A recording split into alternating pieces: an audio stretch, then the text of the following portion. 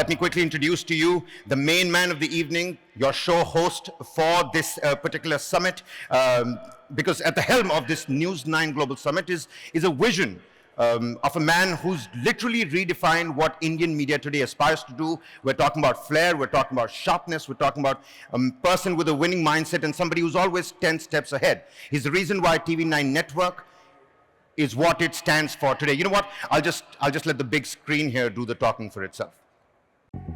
How do you define who you are? What is my philosophy? How do I take that as a learning? This is like an exploratory question. Our identity in the life that we carry is primarily with the work that we do. But it's a long journey ahead. I'm a student of brands. I run the largest news network of the largest democracy in the world. My responsibility is maximum to my people around me. And I like to put things in simple equation, which I call objectifying subjectivity. I have been hosting this show for quite some time. I've spoken to many legends, ex-state heads, international legendary footballers, and sports is very close to my heart. If the world starts getting women-led, I think a lot of things will get corrected. I'm 100% duty-bound. Next up on stage, a powerhouse of legendary women that have done it all. They've broken barriers, they've braved borders, and they've scripted their own new narratives. I'm talking about from the football field to the fashion ramp, from war zones to the world stage. These women are literally rewriting what it means to lead from the front. Take a look. Three extraordinary women, three stories of battling the odds, three tales of scripting a new narrative. A supermodel who walked the ramp and walks the talk. A football star who scored for all women. And an actor who became a voice of reason. They're braving the odds, scripting a new narrative. Hear their stories of grit, gumption and glory in conversation with Barun. We've got three exceptional women from all over the world, some of them flying half the world to be here. Some of them are for the first time they've come to India, joining us on this Waves edition of News9 Global Summit. I think their lives and careers are master classes of re-scripting the narrative. They have lived against all odds. Sometimes the odds are with respect to gender, leading to pay parity. Sometimes the odds are religion related, leading to terrorism or anti-Semitism. Bianca, I would like to start with you. You had that early diagnosis. Evil didn't leave you, it came back. And now today you are here looking as pretty as ever. How did you take that time? From the time you received that report, and how did you regroup? How did you come to terms with it? And how did you prepare? How did you take a fresh guard for the battle that was ahead of you? So I just came back from the best summer of my life. I was single, I was flirting with everybody. It was great, life was great. And then I felt a pain in my stomach. I literally went to the ER and they told me I had stage 3 cancer, which means that the cancer already spread to a lot of organs. And it's funny because so much people get a diagnosis of cancer, and yet when they tell you you have cancer, you think you're gonna die. And that's what I felt. And then I called a friend of mine. She does tarot cards. And I said, you have to ask the cards, am I gonna die? And she said, no. And then I was like, okay. Now we're gonna start to fight. And literally that's how it went. It's just my positivity led through these months of, I don't wanna call it fight, you know, it's because it's still my body. It's kind of like cancer, it's your own body attacking yourself, right? I find that in life, every time I was the closest to death, and it happened a couple of times, that's when I kind of felt the most alive. So now I'm here, 2 months in remission from cancer, and I feel the most full of life. And I'm here in Mumbai with you. I mean, life is great.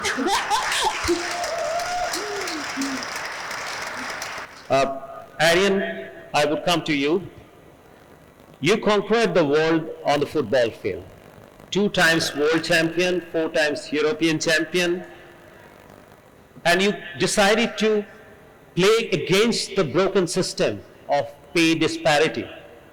What motivated you to come to football? The pure joy we heard about life, and my pure joy has always been football.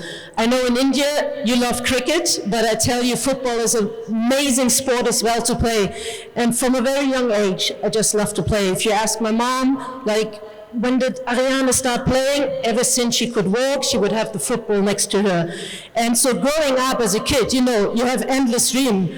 I didn't even know there is a difference between boys or girls playing football. All I knew was I loved the sport, so I did it. And then getting older, I realized there might be a problem because women's football is not as big. It's growing now, thankfully, it's getting better. I wanted to be in the national team. I wanted to play for my country, and I knew I could, but I could never do it on the biggest stage because I was in the wrong body, I wasn't the man. And to still get out there and say, I can do whatever man can do, even if I'm a woman, I can be successful, I can do the sport I love. This was so powerful for me. There's so many great women out there, even before me, who set the stage, and I did the same. And now we're finally growing into a generation where it is totally normal for women to play football. In Germany, at least, there's still some countries where it's not the case, but we're building on it. And every woman should do everything she wants. If it's football, go out and play football and be paid for what you're good at. And that's not only football, it's all around, all businesses that are out there. Just because you're female, you're not limited. So go out there, enjoy what you do it good, and be paid as you deserve. Right. Rona-Lee, I would like to tell you that you have combined performance principle and politics in a very unique way. That comes naturally to you. So when you're mixing politics or advocacy with your performance or with your career, is there a positive rub-off that you get, or the rub-off is not quite positive always?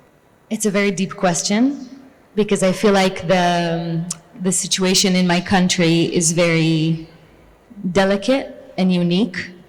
And for me, speaking out for my country wasn't, I knew that it might cost me my career, speaking out, but it was never something that I was willing not to do, because I might pay the price. It was more important for me to advocate for my people and my country, and for the right thing, and for the truth, because I think very quickly what happened after October 7th was, you know, talking about narrative, the narrative changed, and I felt a citizen obligation, a deep commitment to my country to at least say the truth. And I have to say, I was very proud and honored to know that India was one of the first countries that reached out to me and gave me the platform to speak. And it wasn't long before I felt like the urge to speak my truth was bigger than my fear of losing anything that had to do with my work. And I felt like I've felt all my life that my bravery in choosing to do the right thing was always going to be commanded by the universe, and that I was going to be guided in the right way. And so that's what I believed, and that's what I did. Good. Thank you. Thank you. Outstanding. Bianca, correct me if I'm wrong, I think modeling is one of the rarest careers where women get paid more than the men. Yes. Yes. So I want to ask you, was Yes. that you took to modeling? No, I mean, of course I started so young. I'm just lucky like that, you see. And not only that, you know, modeling is one of the few world where women get less harassed than men. Really? Yes. Male models, they're more like, They're more vulnerable? yeah, vulnerable. Serves them right. Yes. That's why you did a model, right, Barun? And you Oh, yeah, I chose did. it.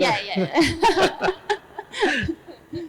No, so, but why is it so? Ladies, would you be able to tell me that what is it that in modeling, the pay disparity is on the other side, which is not in case of your career, maybe acting on screen, and of course not for you, footballer.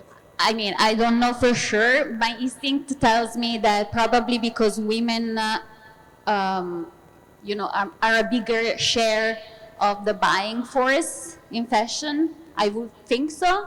So it's consumer, you are saying. Any take on this, Ariane or Rona-Lee?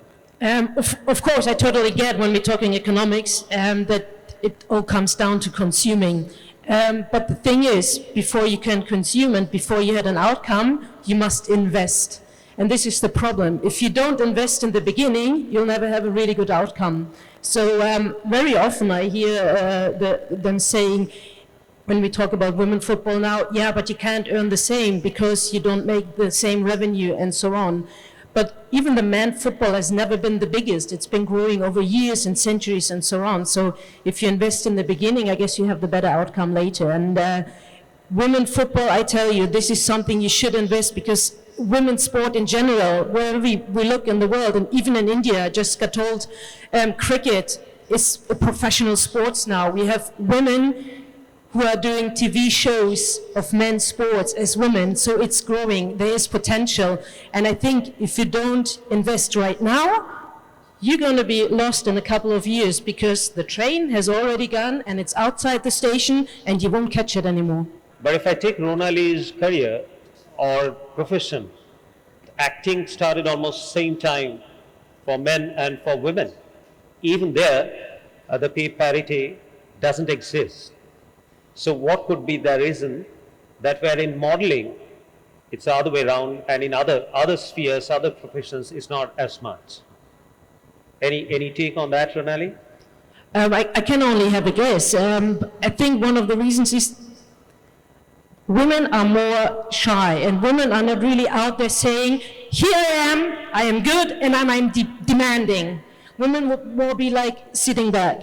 Whereas, I know I'm generalizing, I'm putting the extremes out there, but men are more like, here I am, I can do it, I'm good at it, even though very often realize they are not good at it. Whereas women, they would only do it if they are 100% sure they're good at it.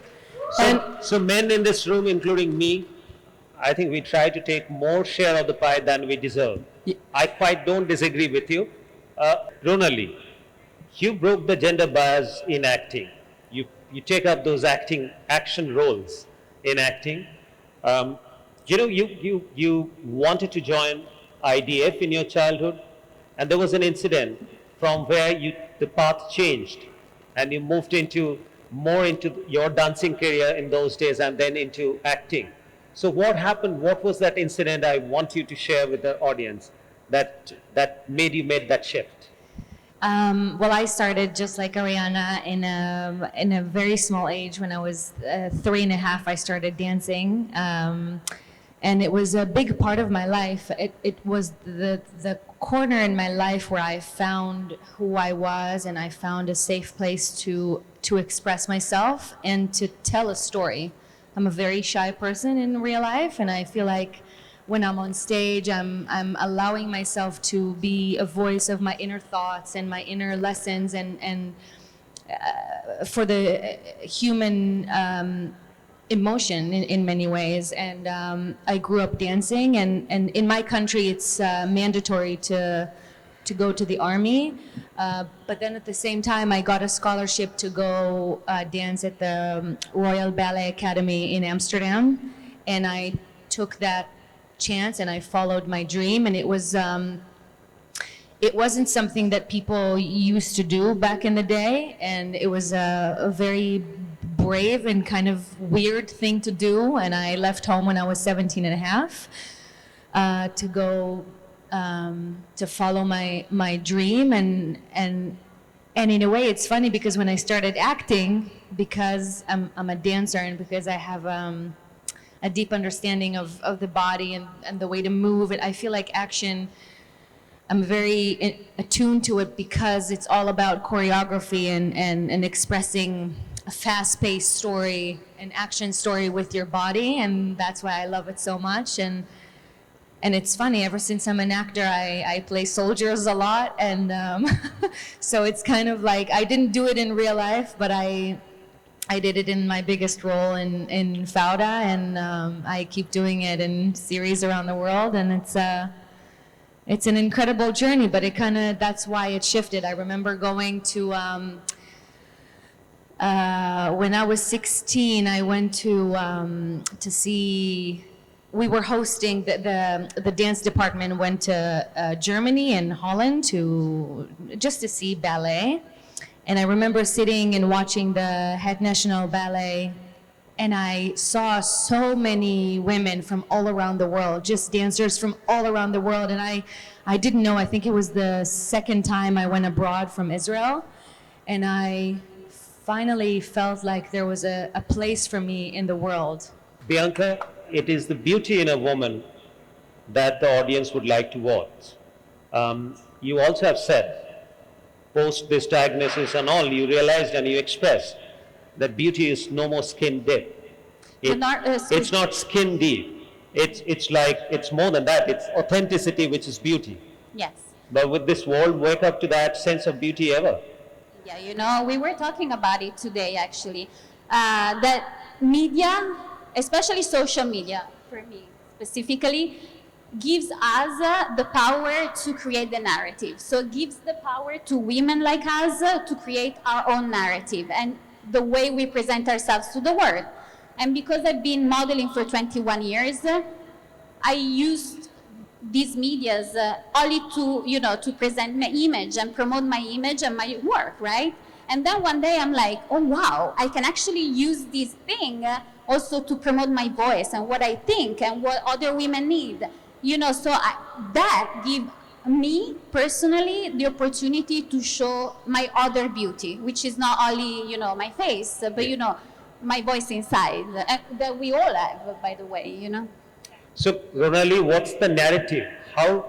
What one will have to do, or as a society collectively, that the narrative changes, that women get the equal opportunity in every sphere, and what is it that needs to be done?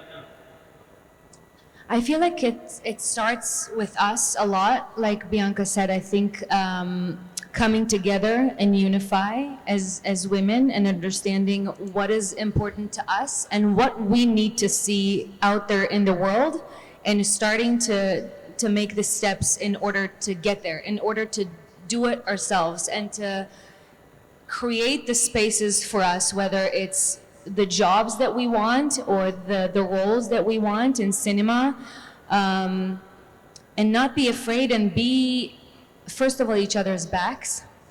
And I also think it has to work together. It has to work with men as well. We cannot do it alone. We can't. We have to have given a space and taking that space and be brave enough. But it also gives us a stage as women to express ourselves, to be authentic, to be driven, to not be scared, to say what we want, to say how we feel, and to support each other while doing that. Now coming to Ari, when you built FC Victoria Berlin, did you want to break the system, or that was a quest to create something and recreate future? It was just a total new way to make things different. Football in Germany has a really long tradition. Obviously, it was always run by men. And so 6 women with me in total, we got out there and said, we want to change something. We want to be the first club in Germany and maybe even worldwide to have a 4 women's team just run by women. And to go out there and have a different approach, how we get money in, how we have storytellings and create something new, which I think is working really well. Because is it the men's world and the men's football is already really struck with the structures. They really manifested, and it's hard to have any changes. But I think women's football has the potential for changes, for doing things different. I think it's totally wrong, the wages that we have, talking about millions of dollars. 1:100 or so, maybe more. It's way too much, like lower the prices, and of course, women football players should earn more, but also the men should earn less. But this is something we need to change, and I think there's a big potential there is. So with Victoria Berlin, we're trying to have a different approach, to attract a different audience, to have different storytelling, to build up a whole brand, and it's not just about football, it's so much more. It's being a game changer, being out there, supporting women, but also supporting men, like having a bigger community and not being so exclusive. And this is something that I think is really good, because one thing I love about football so much, it's a worldwide game. I know cricket is more popular in India, but even football is growing. You just have arguments, you have fights, Israelis, whatever, Germans. You just give them a football, they don't care about any problems in the world, they just play the game. Eric, you came to India for the first time, right? This is your first trip to India? Yeah, I love it, by the way. Thank you for having me. What a wonderful country. Thank you very much. I would like to tell you that we would try and make it happen that you keep coming back. I mean, I started dreaming that you're helping us with a women's football team. I would love that. The good part is... Bring me back. Make India a football country. Let's start it. The good part is, you know, Indian men's football, their world ranking would be somewhere around 120 or so, but the Indian women football's world ranking is in the 60s, so the women have a better chance to play the World Cup quicker than the men. And if you want us to bring you to help us make our women's football team play in the World Cup, is there anything that you want us to do as prelude or as a groundwork? And then we should get back to you saying that, Ari, the field is ready for you. Do come over. Oh, absolutely. If I have the chance to develop football, women football, I'm all in for it. And right. I might not help you as much that you become a world champion, because I want the Germans to be world champions. Sorry about that. But I would love to help India growing women football. It would be an amazing task. Thank you. Bianca, there's possibly not a single global luxury brand that you haven't been associated with. From your Dolce & Gabbana, Prada, Fendi, Versace, name anything. Victoria's Secret. You have been all over the world, right? You've been in the fashion parade, in the fashion arena of Australia to South America to North America, the entire Europe, UK. I don't think that any place is left out other than India. So you came to India for the first time. You have tried your acting skill to some extent in movies like Go-Go Tales, etc. I don't think that it's a very absolutely unnatural idea to have you back to India and see that whether you fit into Bollywood or the Indian cinema. So will you be open for that? I'm so bad at languages, though. Would you take me speak Italian? Do you have any Italian roles?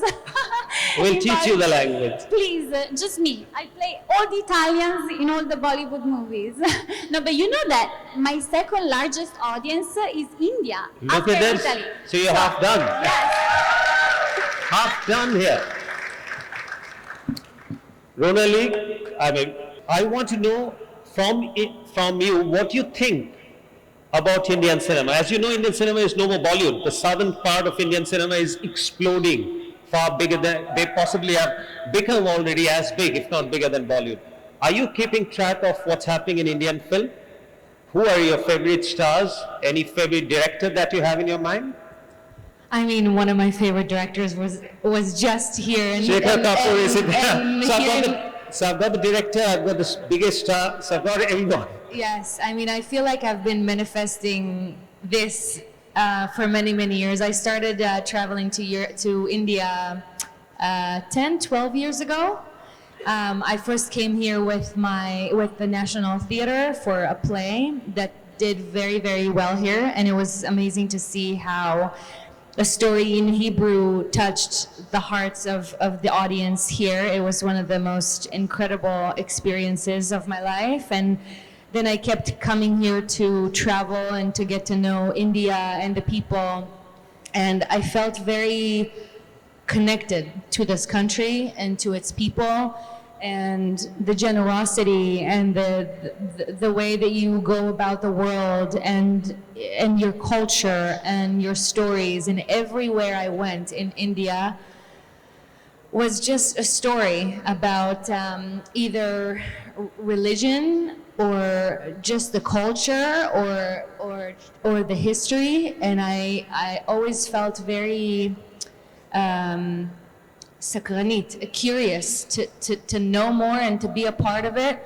And it's something that I can't explain it. It's not logical. It's just I learned how to be happy in India, and I can't wait if I can cross over and share stories of India. I feel like what you guys are doing here at Waves,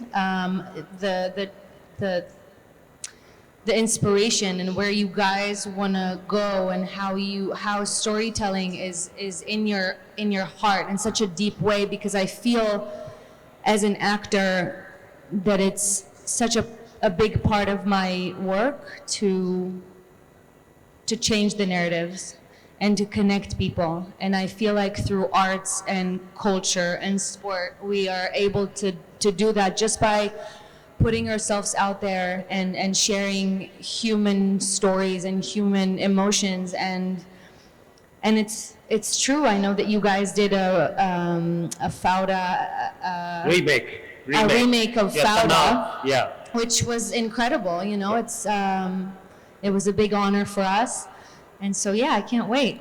Thank you very much, ladies, for joining us. It's been a great pleasure and honor to host you all. Thank you.